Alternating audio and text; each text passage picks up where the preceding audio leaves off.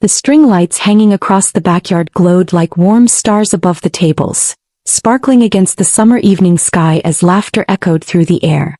It was Grandma Margaret's 80th birthday, and nearly 30 relatives sat gathered around long wooden tables, glasses clinking as they shared old stories and memories. Amelia Brooks, 34 years old, sat quietly at the end of the table holding a champagne flute halfway to her lips, trying to blend into the background like she always did during family gatherings. Then without warning, her younger brother Mason stood up, his chair scraping loudly against the stone patio. Amelia looked up in surprise, seeing his smirk sharp and cruel flash across his face. In a voice loud enough to silence the entire backyard, Mason pointed directly at her and said, "This family is embarrassed to even share a last name with you." Amelia froze. Her mother, Diane, nodded as if she agreed. Her father, Robert, gave a small approving smile like the statement was obvious. Amelia tried to steady her breathing. Before she could react, Grandma Margaret slowly placed her glass down. The sound of the crystal touching wood echoed like a final bell. The old woman stood up, straightened her back and stared at Mason with clear, cold disappointment. What she said next would break the entire night apart. But Amelia had no idea that everything that followed in the months ahead would change her life in ways she never could have imagined. Amelia Brooks grew up understanding something that most children never had to learn, that some families love loudly but not kindly. She was the older child, born 3 years before her brother Mason, and from the outside the Brooks home seemed perfect in every way. But inside, everything revolved around Mason, the son her parents believed would carry the family name with pride and success. From the moment he was born, Diane treated him like he was something fragile and rare. She would whisper, "You're the future of this family," while rarely speaking with Amelia unless it was to correct her. Robert rarely voiced his thoughts, but his actions were clear. Whenever Mason entered a room, he looked at him with admiration, the kind Amelia never saw directed at her even once. As a child, Amelia tried to earn praise the only way she knew. She brought home straight A's, joined academic clubs, completed her chores perfectly and tried her best to make them proud. And each time, Mason's achievements, sometimes as simple as a scribbled drawing, were celebrated instead. Amelia learned to shrink, to quiet herself, to exist carefully. "Good girls don't ask for attention," Diane would say. And Amelia listened. By the time Amelia reached high school, she understood the pattern well enough to predict it. If she succeeded in anything, Mason would be rewarded instead. Her honor roll certificate was taped in a drawer while Mason's soccer jersey hung above the fireplace like a trophy. When Amelia graduated valedictorian, her parents didn't attend the ceremony because Mason had a baseball tournament the same weekend. She remembered standing backstage holding her medal alone, staring at the empty seats where they were supposed to be. In college, Amelia supported herself through scholarships, waitressing and late-night library shifts.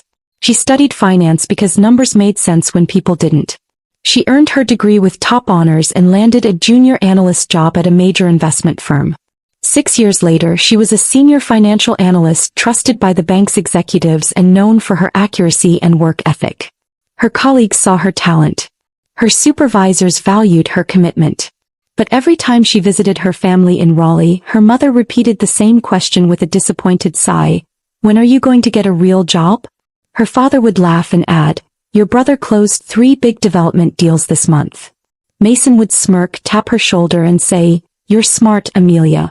Shame you chose the boring path." Amelia never understood how Mason became the center of every conversation, celebration, and decision. Even during casual Sunday dinners, her parents proudly listed his accomplishments while ignoring hers entirely. Mason's job wasn't impressive, not really. He wasn't a deal maker or a strategist. Most days he golfed with clients from Harper Coastal Properties, the real estate company their grandmother founded years ago. Yet her parents spoke about Mason as if he had already inherited an empire. Whenever Amelia visited home, her mother would fuss over Mason's projects and belittle Amelia's work. "Real impact," Diane told her once at the dinner table, "comes from building something that lasts, not pushing numbers around." Amelia simply smiled, swallowed the sting and carried on. The only people who acknowledged her value were her cousin, Emma Carter, and her grandmother, Margaret. Emma would text her after every ignored achievement, reminding her that she mattered. Grandma Margaret would sit with her on the porch swing and say, "Brains and discipline, Amelia, that's what builds a future, not praise. Those tiny lifelines were the reason Amelia kept showing up, even when she felt invisible. But everything shifted when the thick cream invitation arrived in Amelia's mailbox, handwritten in her grandmother's delicate cursive. It was an invitation to Margaret's 80th birthday party, likely the last celebration she would host at the family home. Amelia held the card for a long time, her chest tight. When she opened the family group chat later that day, Mason had already posted a photo of his invitation with a caption that read, "Future leader in training," followed by a crown emoji. Her mother sent heart emojis. Her father added praying hands. Aunts flooded the chat celebrating Mason's bright future. When Amelia simply typed, "Looking forward to celebrating Grandma," the message received no reactions at all. 2 days later, her mother sent a private text, "Don't embarrass the family at this event." No greeting. No explanation. Just warning. Amelia stared at the screen and replied, "Of course." And she meant it. She planned to be quiet, polite, invisible. She had no idea that her grandmother had been meeting repeatedly with estate attorneys. She didn't know that legal documents had already been changed. She didn't know that everything the family believed would be turned upside down in one brutal, unforgettable moment. Amelia almost decided not to attend the party. She sat in her Charlotte apartment for nights, staring at airline prices to anywhere else, imagining oceans, quiet streets, or hotels where no one knew her name. But every time she tried to close the browser, something pulled her back: duty, loyalty, curiosity, she couldn't tell which. On the morning of the party, she finally packed a small overnight bag and drove 3 hours toward Raleigh, windows down, hoping the wind would wash away the dread. When she arrived on her grandmother's street, cars filled both sides of the road. She parked 2 blocks away and walked the rest of the distance in heels that suddenly felt too tight. As she approached the gate, she spotted Mason standing like a greeter at the entrance, his arms wide, his voice booming as he welcomed every cousin like a politician. When he saw Amelia, he paused for a brief second, surprise flickering in his eyes. Then he smirked and said loudly, "Look who finally made it." Several relatives turned to stare. Amelia forced a polite smile. Mason hugged her with one arm, more grip than affection. "Try not to cause any trouble tonight," he whispered quickly in her ear. Then, before she could speak, he turned away, greeting the next arriving guests as if nothing happened. Amelia stepped past him, holding her breath, feeling the old familiar sinking in her chest. Inside the house, Amelia placed her carefully wrapped gift on the table stacked high with presents. The scent of fresh lemon polish mixed with barbecue smoke drifted in from the open patio doors. It felt strange walking through hallways lined with childhood photos, many of which showed only Mason. Out back, the setup was grand. Long navy tablecloths, polished silverware, a dance floor being set up near the pool, caterers hurrying around with trays, string lights glowing softly above. Her father, Robert, stood with Mason near the drinks table, laughing loudly with 2 uncles. Amelia walked toward her grandmother, seated quietly beneath the old oak tree, wrapped in a cream shawl. When Grandma Margaret saw her, her expression changed instantly. She reached for Amelia's hand, squeezed it firmly, and pulled her close enough to kiss her cheek. "There you are," she whispered warmly. "I'm glad you came." Amelia swallowed hard. "I wouldn't miss it." Before either could say another word, Mason appeared again, holding 2 glasses of champagne. He handed Amelia one and clinked it quickly. "To the future," he said, insisting she repeat it. Then he walked back to the crowd, already preparing another round of loud updates about his upcoming projects. Dinner began at sunset, and Amelia found herself seated between an aunt she barely remembered and a cousin who only spoke about local softball. Across the table, Mason sat proudly beside Grandma Margaret like a prince at a coronation. Every time Amelia opened her mouth to participate in conversation, Mason would stand, raise a glass, and deliver another toast about his leadership and vision for the company. "When I take over Brooks Properties," he said loudly at one point, tapping his glass with a fork for attention, "I'll expand our projects across the entire East Coast." The table applauded. Amelia stared at her plate.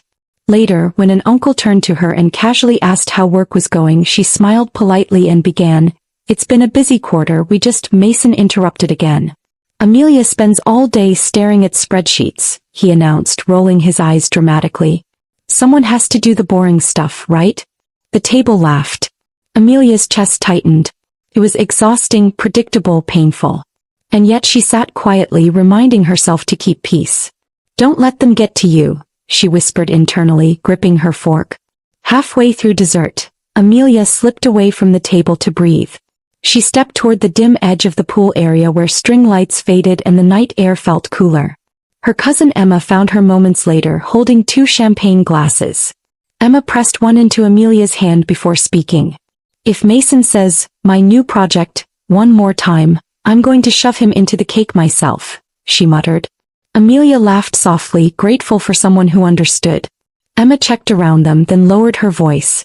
"I wasn't going to tell you yet, but Grandma signed everything last week." Amelia froze. "Everything?" Emma nodded slowly. "I saw the envelope. Thick, stamped, executed documents." She put them straight in the safe. Amelia stared at her, stunned. Emma continued in a whisper, "Whatever she decided is already final." Amelia felt her heart pounding. "Do you know what she decided?" Emma shook her head. "No. But from the look on her face tonight, someone is going to be shocked. Maybe multiple someones." By 9:45, the music stopped abruptly, and everyone gathered around Grandma Margaret's table. Mason grabbed the microphone before anyone else could move, smiling confidently at the crowd. He thanked the family for believing in him, spoke about leadership, legacy, heritage, and then turned toward Amelia. Everything slowed. The air thickened. Mason smirked and repeated louder this time, "This family is embarrassed to even share a last name with you." The crowd froze. Amelia didn't move. Grandma Margaret stood up slowly, placed her glass down and said in a clear, steady voice, "If this family is ashamed of Amelia, then it clearly has no use for you either, Mason."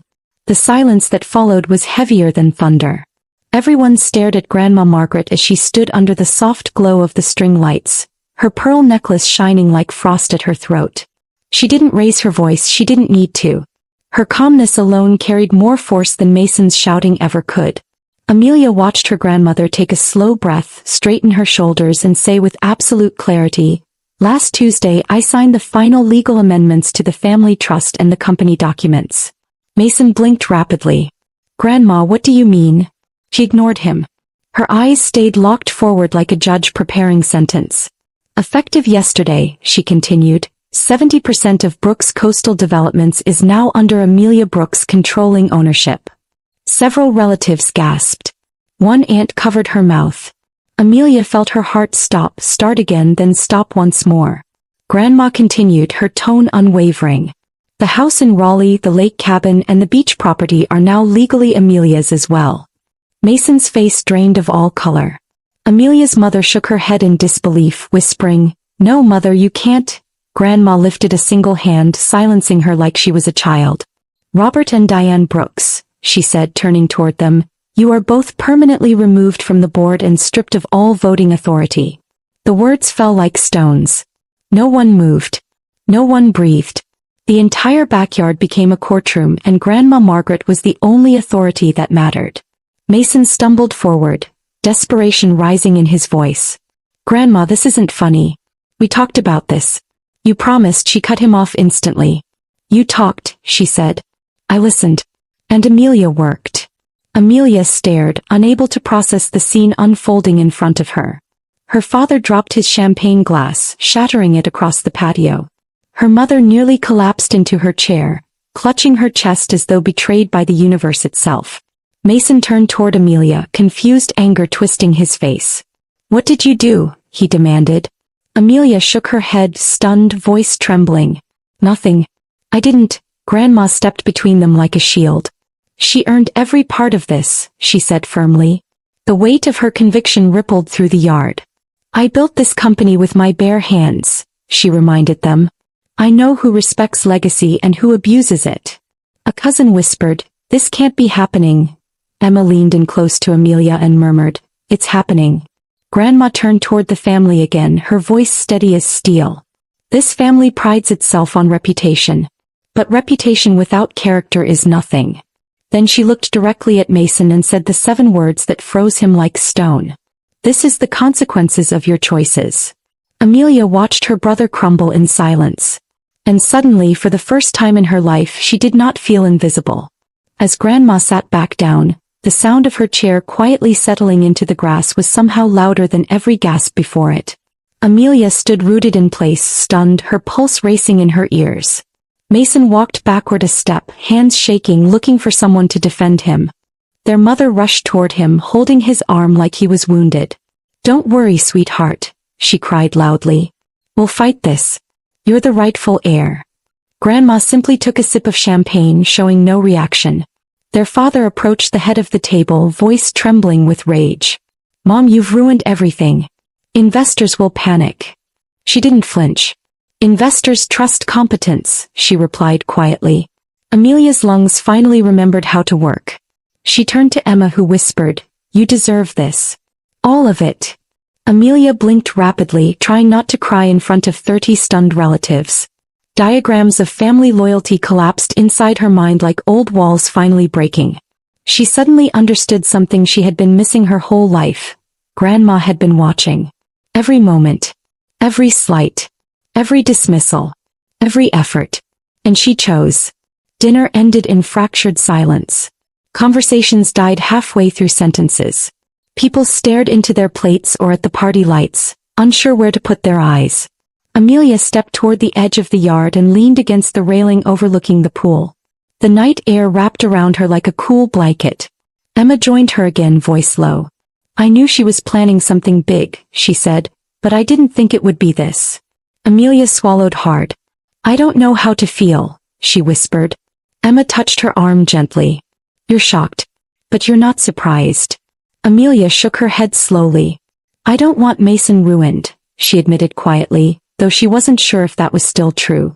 "You didn't ruin him," Emma replied. "He ruined himself the moment he believed he was better simply because someone told him he was." Behind them, Mason was pacing, loudly asking if anyone had a pen or phone number for Grandma's lawyer. Their mother cried into a napkin. Their father argued with an uncle about inheritance law. Amelia turned away from them all, letting silence be an answer. For the first time in her adult life, she felt like she wasn't the one shrinking. Something inside her expanded instead. Later, after the guests began drifting out and the yard grew quiet, Amelia stood beside the old oak tree where her grandmother sat, watching the string lights sway in the evening breeze. Margaret nodded for Amelia to sit next to her. "You look overwhelmed," she said softly. Amelia let out a shaky breath. "Grandma, I don't know what to say." Margaret smiled faintly. "Say nothing then," she replied. "Just sit with me." They watched the pool shimmer under the lights for a moment before Margaret continued. "Strength isn't loud, Amelia. It's steady. It doesn't brag. It doesn't interrupt. It doesn't need applause." Amelia stared down at her hands. Margaret reached over and held them gently. "I chose you," she said. "Not because you're older. Not because you're perfect. But because you show up when no one claps." Amelia's eyes filled with tears, though none fell. "What if I fail them?" she whispered. Margaret shook her head slowly. "You won't," she said. "Because you've already succeeded at the hardest part." Amelia looked at her, confused. Margaret smiled. "You learned how to become your own worth without anyone giving it to you first." The next morning, Amelia woke up before sunrise in her small hotel room downtown. She stared at the ceiling, still unsure if last night had even been real. Her phone buzzed nonstop, missed calls, long texts, voicemails from her mother, her father, relatives she hadn't heard from in years, all demanding explanations, all insisting mistakes had been made. Amelia turned her phone face down and stared out the window at the quiet streets. There was something strange about waking up with a future she never expected to belong to. When she checked out an hour later, she drove past the family house. Mason stood outside in yesterday's clothes, pacing the driveway while yelling into his phone. Amelia didn't stop. She didn't roll down the window. She didn't slow down. For the first time in her life, she knew distance wasn't failure, it was protection. Monday morning arrived faster than she imagined. Amelia walked into the headquarters of Brooks Coastal Developments wearing the navy suit she saved for important meetings. The receptionist's expression shifted from polite confusion to shock as Amelia handed over the new access badge delivered to her mailbox the night before. The board members welcomed her with nods of respect and relief. By Wednesday, Mason's office was boxed up and cleared. By Friday, his name disappeared from the website. Employees whispered in the hallway, but not with fear, with curiosity. Amelia treated everyone kindly. She made small changes. She listened more than she spoke. She asked questions before she decided anything. To her surprise, she wasn't alone. Grandma Margaret was at the office twice a week, guiding her, teaching her how to lead differently than the generation before them. Over the next months, Amelia watched the cracks in her old family life spread wider and wider. Her parents sent guilt-filled messages, then angry ones, then desperate ones. They blamed her for their financial problems when they discovered that the trust transfer triggered an enormous tax bill. They insisted she reverse everything. Amelia stayed silent. Aunts sent emotional paragraphs about keeping the family whole. She stayed silent. Cousins asked her to fix arguments she didn't create. Silence again. Eventually the noise stopped. And peace replaced it. One afternoon in early winter, Mason sent a short message from an unknown number. He apologized. He begged. He promised he had changed. Amelia sat in her office reading his words twice, then 3 times. He said he needed a second chance. He said they were family. He said she owed it to him. Amelia stared at the message for a long time, then typed a single sentence in reply. Respect is earned, not demanded. She blocked the number before he could respond. Spring arrived quietly. The flowers in Amelia's condo balcony opened in pale pink blooms, ones she watered every morning alongside Grandma. Emma visited every Sunday, laughing loud enough to fill the rooms that used to feel empty. Amelia got used to waking up without heaviness, without shrinking, without pretending. At the office she earned trust slowly and steadily. Not through fear, not through shouting, not through favoritism, but through real work. Real leadership. Real integrity. 6 months after the backyard explosion, Amelia stood beneath the same string lights at Grandma Margaret's small birthday dinner. No crowds, no cameras, no speeches, only love. She looked around the quiet table at the people who stayed, the people who cared, the people who respected her without conditions. For the first time in her life, Amelia understood that family wasn't made of blood, it was made of character. And she finally belonged somewhere she didn't have to earn air to breathe. She lifted her glass, the night calm around her, and whispered to herself, "I'm home." Thanks you for watching, and please remember to tell us where you are watching from today. Hit the like button, comment and subscribe to this channel for more of this.